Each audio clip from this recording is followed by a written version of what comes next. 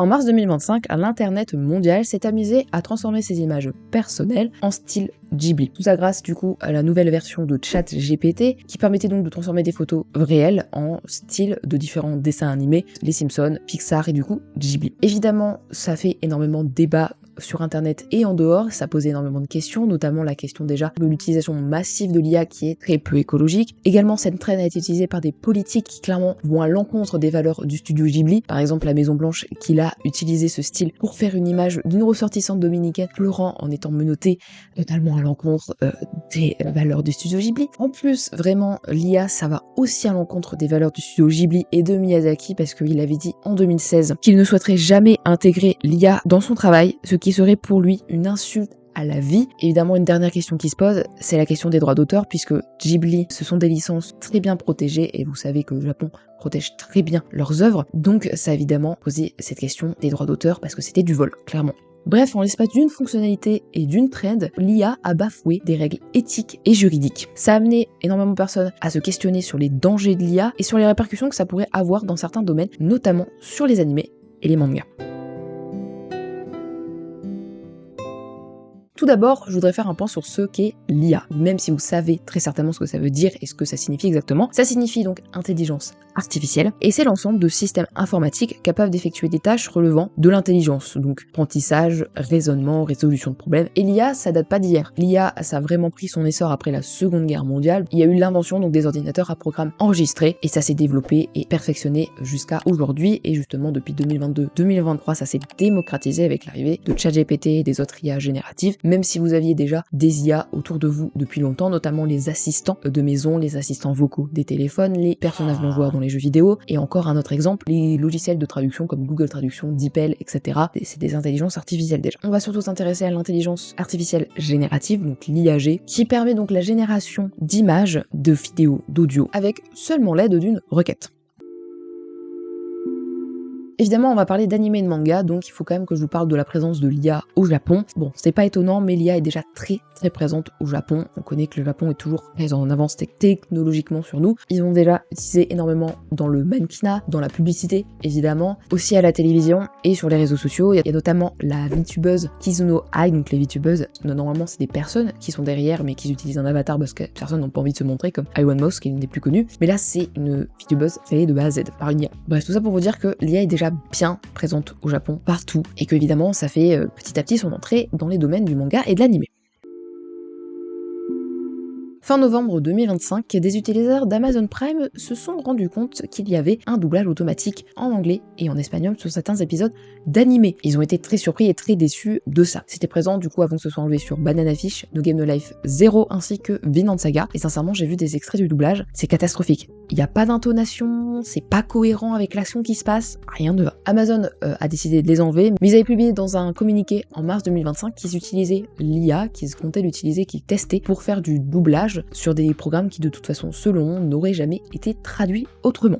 Alors, je suis sûre que Banana Fish et Vinland Saga ont des traductions en anglais, étant donné que c'est des animés très connus, donc nous, ça nous fait peut-être rire parce que le doublage n'a aucun sens, mais pour les professionnels de ce domaine, c'est vraiment une atteinte à leur métier. Notamment, il y a un doubleur américain nommé Daman Mills qui a notamment doublé dans Dragon Ball et dans My Hero Academia qui a dit sur X: le choix d'Amazon d'utiliser l'intelligence artificielle pour le doublage de Banana Fish est une énorme insulte pour les comédiens de doublage. L'IA continue de menacer les emplois des comédiens dans toutes les langues. Il a également dit qu'Amazon avait eu l'occasion de créer des projets avec des vrais comédiens de doublage, mais qu'ils ont préféré se tourner vers l'IA pour une question de temps, certainement pour une question d'argent, et pour pas se faire chier à employer des gens. Et j'ai une question d'argent parce que évidemment, plus t'as de thunes, plus t'as encore envie d'en avoir, parce que Amazon, c'est pas la thune qui manque chez eux. Ça, c'est moi qui l'ai rajouté, c'est pas Daman Mills qui l'a dit. Voilà. Donc du coup, l'IA générative est déjà capable de synthétiser, de doubler, de reproduire des voix et des textes. Même si pour l'instant, on remarque que c'est de l'IA parce que c'est soit une voix robotique, on le remarque sur les réseaux sociaux, la voix robotique, ou juste parce que ce n'est pas cohérent avec l'action, qu'il n'y a pas d'intonation ni de rythme. Mais l'IA avance vite, elle progresse vite, et le jour où l'IA pourra cloner la voix d'un doubleur dans différentes langues, pourra faire le bon rythme, la bonne intonation, et que ce soit cohérent avec ce qui se passe, ça va arriver, et ça arrivera peut-être plus vite qu'on ne le pense. Même si pour l'instant, vraiment, elle n'est pas au niveau des comédiens de doublage. Eux en font leur métier et qui travaillent leur voix depuis des années. Vous l'aurez compris, l'IA à moyen et court terme menace les métiers dans le doublage, que ce soit évidemment les comédiens, mais aussi tous ceux qui sont autour, parce qu'il y a des gens qui réécrivent les dialogues, il y a des gens qui font le mixage des voix, ce sont peut-être déjà des choses qui peuvent être déjà faites par IA beaucoup plus facilement, donc il faut s'inquiéter de tous les métiers dans le doublage. Début 2024, vous n'êtes peut-être pas passé à côté, mais il y a des syndicats en France, donc le syndicat français des artistes interprètes et l'association professionnelle Les Voix qui se sont associés pour faire une pétition qui se nomme Touche pas à ma VF, donc avec un hashtag. Vous en avez certainement entendu parler, ils se sont simplement levés pour faire part de leurs craintes et de leurs inquiétudes quant à l'arrivée de l'IA dans leur domaine, qui est une menace pour eux, et aussi pour informer le consommateur des dangers de l'IA, parce que l'arrivée de l'IA va impacter la qualité du doublage de ce qu'on regarde. Il y a des comédiens de doublage comme Brigitte Lecordier qui a notamment doublé Goten, Goku et Gohan, Atin Shetae qui double Yor ou encore Arnaud Laurent qui double Natsu, qui sont bien connus dans le milieu de la Japanimation, qui se sont mobilisés comme tant d'autres dans cette lutte contre l'IA. Justement, n'hésitez pas à aller signer la pétition. Si vous ne l'avez pas signée, je vous mettrai tout ça en description. Pour conclure cette partie, je voulais faire un point sur le Japon, puisque c'est là où se passe la Japanimation et le manga. Le Japon a déjà commencé à envisager l'utilisation de l'IA dans le doublage, puisque nous avons Eleven Labs, qui est une IA générative, ainsi que 81 Produce, qui est une agence de seiyuu, qui se sont associés. Ils ont communiqué comme quoi ils avaient l'autorisation de comédiens de doublage transposer dans 29 langues leur voix grâce à l'IA. Donc eux, et seulement eux, ont le droit de le faire, mais ils ont déjà commencé à utiliser l'IA pour du doublage. Donc juste on espère que ça n'arrivera jamais dans le milieu de l'animé, mais c'est très mal parti. En juillet 2025, un scandale a éclaté lorsque des abonnés allemands de la plateforme Crunchyroll se sont rendus compte qu'il y avait des problèmes dans la VOST, donc la voix officielle sous-titrée en allemand, de Necronomicon and the Cosmic Horror Show. Ces erreurs laissaient clairement suggérer l'utilisation de l'IA pour le sous-titrage. C'est des tellement grosses erreurs que clairement un traducteur n'aurait pas fait ces erreurs-là, ils se seraient relus, ils ont clairement pas relu ni fait retraduire par un traducteur derrière pour gommer les incohérences et notamment le fait que c'était marqué ChatGPT a dit. Ils ont clairement oublié d'enlever ça. Dans la version française, il y avait Say Cheese, donc qui veut dire souriez ou Stiti, qui a été traduit par Dit Fromage. Voilà. Et enfin, il y a dans la fin de l'épisode, au moment où il y a le nom des traducteurs, c'est marqué traduit par nom du traducteur. Donc clairement, ChatGPT a laissé cet endroit-là parce qu'il n'a pas mis le nom de ChatGPT pour qu'on le mette le nom du traducteur, sauf qu'il n'y en a pas, parce que de toute façon, c'est pas un traducteur humain. Évidemment, ça n'a pas plu aux fans, sachant qu'en avril 2025, le PDG Paulini avait communiqué comme quoi il ne voulait pas utiliser l'IA pour la traduction, mais qu'il serait pas à l'abri de l'utiliser pour la recommandation, donc le système de recommandation comme on a sur YouTube, il y a un système de recommandation. Donc. Mais il faudrait savoir communiquer, parce que en novembre 2024, il avait parlé au magazine The Verge, donc qui est un journal américain, comme quoi ils allaient faire des tests pour l'IA dans le doublage, pour que ce soit plus rapide et que pour contrer aussi le piratage. Tout ça pour dire que de toute façon, en 2025, il a juste dit du bullshit. Voilà.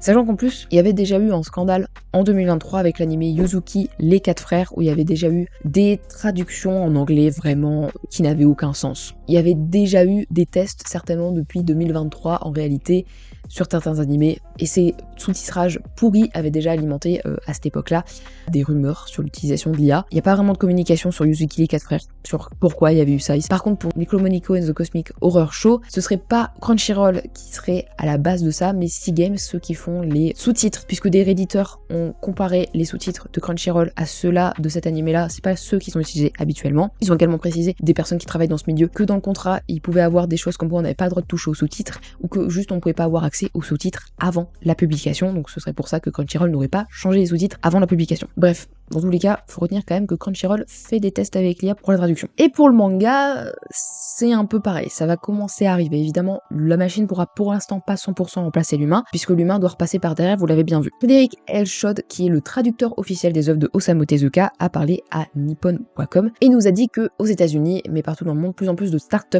utilisant l'IA pour traduire, notamment donc des mangas, arrivent, se développent de plus en plus et que à l'avenir, 90% des mangas seront traduits par des IA et que le métier de traducteur sera relégué au second plan juste pour faire en sorte que ce soit cohérent et qu'on ne capte pas que ce soit de l'IA. Mais au Japon, c'est déjà réel. Il y a une société qui a été fondée en 2021 qui s'appelle Orange qui a soulevé 2,9 milliards de yens, donc soit l'équivalent de 15 800 000 euros, pour pouvoir fonder leur entreprise qui traduira avec une IA Deep Learning. Donc Deep Learning, c'est un sous-domaine de l'intelligence artificielle qui utilise des réseaux neuronaux artificiels pour résoudre des tâches complexes. L'apprentissage profond permet des progrès importants et rapides dans le domaine de l'analyse du signal sonore ou visuel. Et donc ils ont créé une IA Deep Learning pour traduire jusqu'à 500 volumes en anglais de manga, soit 3 fois plus que sans assistance IA. Ils disent évidemment que c'est pour pallier la demande qui est forte, pour pouvoir exporter beaucoup plus et pour pouvoir évidemment pallier le piratage. Bref, vous l'aurez compris que du coup, forcément, si on traduit par IA, le métier est menacé, il est remis au second plan. Donc le cœur du métier qui est la traduction, c'est remis au second plan et ça menace le métier et ça menace aussi les capacités des traducteurs de manière globale. Il y a un collectif en France qui s'appelle Cher et en os, qui du coup s'est notamment mobilisé avec une pétition que je vous mettrai également en description, mais également avec leur site internet où ils laissent la parole à des personnes du domaine de la traduction pour montrer leur expérience avec l'arrivée de l'IA. C'est pas nouveau l'IA dans ce domaine, puisqu'il y a déjà la post-édition qui est là depuis plusieurs années. Globalement, ça consiste à compléter, modifier, corriger, remanier, réviser et relire directement les textes produits et traduits par un moteur de traduction automatique. C'est déjà en place dans le juridique, dans la médecine, dans le marketing, et ils disent clairement que ça réduit leur capacité, ça réduit leur confiance en eux, il y a une dégradation des traductions, et surtout ça prend pas forcément beaucoup moins de temps, puisque l'IA fait énormément d'erreurs. Globalement, comme pour le doublage, l'IA ça menace la qualité de la traduction, ça menace évidemment le métier de traducteur, et les capacités, encore une fois, de traduction de ceux qui travaillent, et du coup, ça arrive petit à petit dans le monde littéraire et le monde de l'animation. Est-ce que vous avez déjà entendu parler de Critters ? Peut-être que oui, peut-être que non, c'est un film d'animation qui sortira cette année en 2026, créé 100% par IA avec notamment ChatGPT d'OpenAI. Ce film a quand même coûté 30 millions de dollars. À titre de comparaison, pour Vice Versa de Disney et Pixar ont dépensé 200 millions de dollars. Je vous laisse faire le calcul. C'est 6 à 7 fois moins, c'est quand même colossal. Même si cela est moins cher, faire un film d'animation 100% par IA, mais à quel prix ? Puisque tout simplement, encore une fois, ça menace des emplois, des filières, et ça menace aussi également, encore une fois, la qualité de ce qu'on regarde, puisque tout simplement, l'IA ne peut pas remplacer la sensibilité, la vision et l'engagement des créateurs et des créatrices. Elle peut pas reproduire les émotions que nous, on véhicule. Évidemment, l'IA générative, c'est du vol de contenu. L'IA, du coup, n'a pas créé, mais du coup, fait un condensé de tout ce qu'elle connaît. Et évidemment, c'est toujours très peu écologique. Après, si on prend déjà le monde de l'animation, au global, l'IA est déjà utilisée pas mal pour suppléer les humains sur certaines tâches fastidieuses, la colorisation. L'interpolation, c'est la création des mouvements entre deux images. Le base concept art, qui est les éléments sur quoi va se baser le projet, ou encore les décors. Ça aide également les studios à la réalisation des storyboards, des esquisses, une aide pour mieux visualiser certaines scènes, pour transformer des images ou des mouvements réels en version animée. Et d'ailleurs, la Toei Animation, qui a fait Dragon Ball et One Piece, a déjà utilisé ça pour certains dans animés. Vous verrez à l'écran cette image, qui a été transformée par Senifi. Mais il y a déjà un animé qui a été fait à 95% par IA. Il s'appelle Twins Anima, qui est sorti le 29 mars 2025 au Japon. Et donc leur studio Kaka Creation et Frontier Works a vraiment précisé qu'ils avaient utilisé l'IA pour énormément de choses dans l'animé, mais que l'humain du coup repassait quand même par derrière pour faire le montage final et les corrections. Ils ont donc utilisé l'IA pour les designs des personnages, les arrière-plans, les effets d'animation, même l'affiche de l'animé. J'ai été voir un peu les trailers, le rendu est un peu spécial, on dirait une CGI bizarre. C'est de la 3D très bizarre. Et justement, on dirait plus qu'ils ont utilisé de la CGI pour transformer des mouvements. Donc c'est déjà un outil qui est utilisé régulièrement en animé et qu'ils ont appliqué un sorte de filtre IA. C'est ce que dit justement Swamp Joe dans une de ses vidéos où il parle de l'animé. Justement, je vous invite à aller la voir, même si c'est en anglais. C'est une vidéo très très intéressante. Et même sur internet, en faisant mes recherches, j'ai vu que beaucoup de personnes disaient que ce n'était pas un animé fait à 95% par IA. Donc c'est un peu mensonger, clairement. Malgré tout, l'IA est quand même un bon outil si on l'utilise de manière use-fair, donc de manière intelligente, comme j'ai cité, pour aider l'humain. Faire donc certaines tâches fastidieuses, ça permet de se concentrer sur l'intrigue, les dizaines des personnages. Ça peut évidemment aider les petits studios qui ont peu de budget, et ça peut pallier aussi au manque actuellement de mains dans l'industrie. Malgré tout, évidemment, ça permet pas aux jeunes d'entrer dans l'industrie parce que c'est à eux qu'on refilait ces tâches ingrates. Mais comme c'est des tâches ingrates, ça avait vraiment des conséquences sur leur santé aussi. Donc c'est un mal pour un bien. On sait pas ce que ça donnera à l'avenir et si on aura vraiment des animés 100% IA, mais si ça reste juste pour aider l'humain, je vois pas qu'est-ce qu'il y a de problème d'utiliser l'IA, surtout pour des tâches vraiment, comme je vous ai dit, qui peuvent parfois causer des problèmes de santé, surtout qu'il y a beaucoup de pression dans ce milieu-là. Mais il faut évidemment pas que ça prenne trop de place parce que sinon on aura du contenu lisse, fade, qui se ressemble et qui n'a aucune émotion. On l'a vu juste avant, les animés 100% par IA, bien fait, c'est peut-être pas pour maintenant. Mais pour ce qui est des mangas, comment ça se situe aussi ? Le 9 mars 2023 est sorti au Japon Cyberpunk Peach John, un manga 100% dessiné par IA grâce à Midjourney. Son créateur Woodport a designé les designs grâce à donc des simples phrases qu'il a données à l'IA générative comme cheveux roses, garçon asiatique, et il a sélectionné ce qui était le plus cohérent et ce qu'il préférait. Et à l'aide de cette IA, il a pu dessiner les personnages, les décors. Il a également dit que ça lui avait pris seulement 6 semaines pour réaliser 100 pages. Bon, dans la réalité, 100 pages, si on prend les hebdomadaires, les 100 pages, ils les font en 5 semaines. Dans les articles qui disaient ouais, pour faire 100 pages, ils prennent 1 an, non, demandez à Oda, demandez à l'ancien Oda parce qu'il fait un peu moins de chapitres, 100 pages, il les faisait en 5 semaines avec des assistants, quoi. Le milieu, c'est pas ouf en termes de pression, de santé mentale, physique pour tous les mangaka. Hein. Renseignez-vous un peu. C'est le milieu à changer. Hein. Faut pas introniser l'IA, hein. C'est juste le milieu doit changer. Mais c'est pas le sujet. L'auteur a dit que l'IA a ouvert la voie à des gens sans talent artistique, parce que lui, il a pas de talent artistique, par contre, il sait créer des histoires. Oui, ça peut ouvrir des portes, mais on peut quand même se poser la question sur la réelle nature de cette œuvre, parce que c'est pas réellement lui qui l'a créé, c'est l'IA qui a fait un condensé de tout ce qu'elle a appris. Donc c'est pas réellement une création, c'est un condensé de tout ce qu'il y a déjà sur internet. Mais évidemment, comme pour l'animation, ça peut pas remplacer 100% l'humain, puisque pour la création de dialogues, d'histoires, l'IA n'est pas encore perfectionnée. De même pour le dessin, faut savoir que l'IA a du mal encore avec certaines positions, les mains, certaines parties du corps humain, donc l'IA a encore beaucoup de défauts. Mais si ça permet de réduire le temps de travail de certains mangaka et réaliser les tâches fastidieuses comme l'ancrage, l'écriture des dialogues ou la création des décors, pourquoi pas, même si du coup ça impacte le métier des assistants et la potentielle arrivée de futurs mangaka, parce que les mangaka sont quasiment tous passés par le statut d'assistant. Pour en revenir au manga de Rootport, il est pas ouf, sincèrement, je le trouve dégueulasse. Sincèrement, c'est mon avis personnel. Oda avait demandé à ChatGPT un scénario pour un chapitre de One Piece et c'est franchement pas très ouf le résultat. Il lui avait demandé d'écrire une histoire particulièrement divertissante. ChatGPT lui a dit il est parti sur une histoire où un certain roi des ombres a capturé Chopper dans le but de récupérer son ami. Nico Robin s'allie avec son ancien clan, la tribu des ombres. À la fin, les Mugiwara réussissent à vaincre le roi des ombres et récupèrent Chopper. L'IA a repris clairement la thématique de Enies Lobby avec le monde d'équipage kidnappé, l'Axi Rebark pour le roi des ombres et aussi Skypiea pour la tribu secrète. C'est un remaniement de choses qui sont déjà connues et pas une nouvelle chose quoi. Bref, l'IA est pas prête d'écrire à 100% un manga tout seul parce qu'il y a encore beaucoup de défauts au niveau du dessin, au niveau de l'écriture de scénario. Donc pour l'instant, l'humain reste encore maître de ça, mais pour combien de temps, encore une fois, ça va arriver plus vite qu'on ne pense, je pense.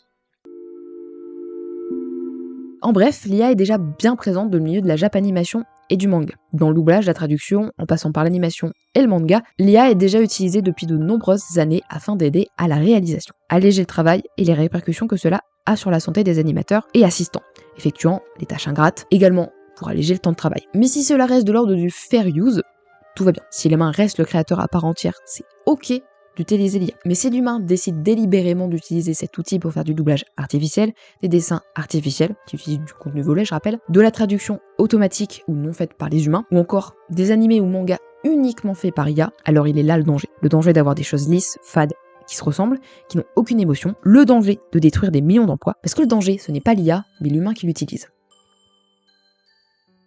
Donc voilà, c'est déjà la fin de cette vidéo, j'espère qu'elle vous aura plu. Et j'ai enfin fini, ça fait plus de 40 minutes que je tourne. Je vais m'amuser au montage. N'hésitez pas à me dire en commentaire ce que vous en pensez. J'espère vous avoir dit le plus de détails possible, mais comme vous l'aurez compris, l'IA est déjà bien présente et elle menace bien plus qu'on ne le pense ces métiers-là. Alors peut-être qu'effectivement ça restera qu'un outil fair use et je croise les doigts pour que ça reste que un outil, comme l'a pu l'être Photoshop notamment. Il y avait énormément de personnes qui, en faisant des recherches, qui se plaignaient de Photoshop au début quand ça arrivait. Au final, c'est resté qu'un outil très utile, donc faut espérer que ça reste un outil comme ça. Mais j'ai peur que connaissant l'humain, ça parte vraiment en couille. Mais à cause de l'humain. Parce que le problème, c'est toujours l'humain. Hein. Le problème, c'est l'humain qui décide délibérément d'utiliser de l'IA plutôt que de faire appel à des humains pour faire le travail. Pas l'IA, c'est vraiment l'humain qui a créé l'IA, donc le problème, c'est ça. Parce que bon, le problème, c'est pas la bombe atomique, c'est l'humain qui l'a créé. Hein.